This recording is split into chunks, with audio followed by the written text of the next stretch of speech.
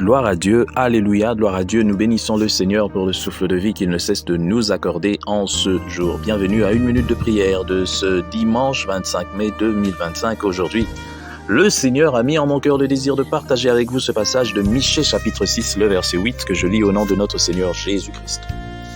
On t'a fait connaître, ô homme, ce qui est bien et ce que l'Éternel demande de toi. On te l'a fait connaître. Alors c'est quoi?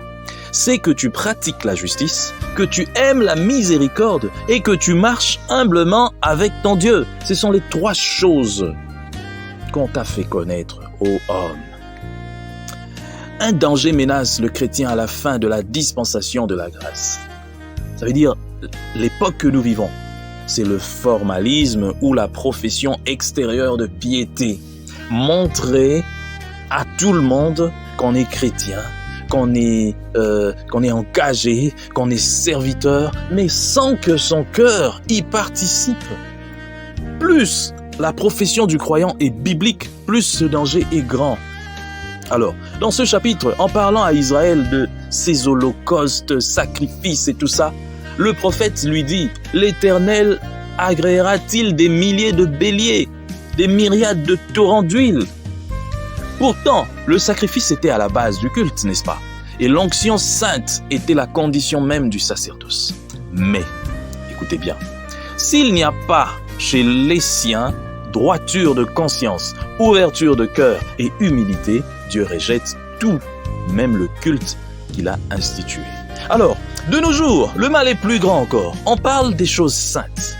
Il y a des gens, tu le vois parler des choses saintes. Tu dis non, celui-ci apparemment il dort avec rempli de l'esprit, il est emporté en extase et puis tout ça. Tu dis mais c'est pas possible. Mais voilà la vie que ces personnes mènent, tu n'en croiras pas à tes yeux. On montre du zèle. Lorsqu'on commence à prier, on parle en langue comme même Paul n'avait pas parlé. On a une activité religieuse intense, mais sans que soient remplies les conditions primordiales du service. 1. Pratiquer la justice. La conscience est éveillée et disciplinée par l'action du Saint-Esprit.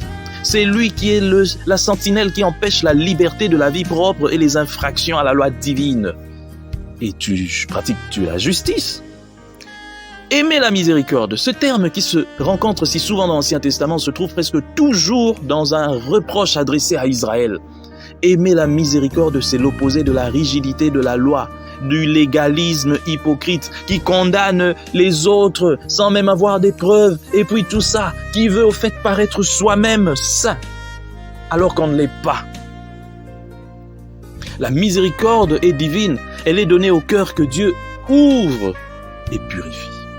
3. Marcher humblement avec Dieu. Et c'est là où les Romains s'empoignèrent. Tout le monde veut être grand.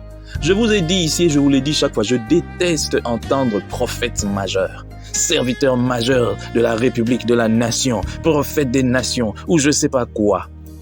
Des titres que Abraham ne s'est jamais appropriés. Des titres que Moïse, le grand Moïse, ne s'est jamais appropriés. Mais toi,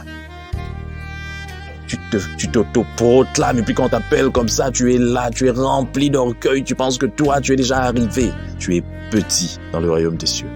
Si vraiment tu vas entrer, alors tu es petit. Je tiens à te dire, toi qui te considères prophète majeur, que je sais pas qui majeur, tu es mineur dans le royaume des cieux. Et peut-être même avorton. Que celui qui veut se considérer grand commence d'abord par se considérer petit. Tu es trop grand pour entrer dans le royaume des cieux. Trop orgueilleux. Dieu n'a pas besoin des prophètes, des serviteurs majeurs.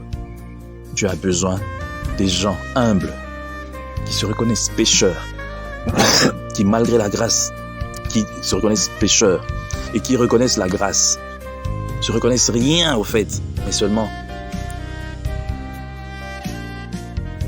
tout grâce à la grâce, si je peux me répéter. Alors, chers frères et sœurs dans le Seigneur, si tu ne pratiques pas la justice, si tu n'aimes pas la miséricorde, si tu ne marches pas humblement avec Dieu, ne pense même pas un jour être aux côtés de ces dieux. C'est le moment maintenant pour toi de réconsidérer tes voies, de réconsidérer la façon dont tu marches. Dieu veut te donner une chance. Il faut la saisir. Que Dieu bénisse sa parole, qu'il bénisse tous ceux qui m'ont suivi et que gloire soit rendue à lui au nom de Jésus au siècle des siècles. Amen. Bon dimanche à tous.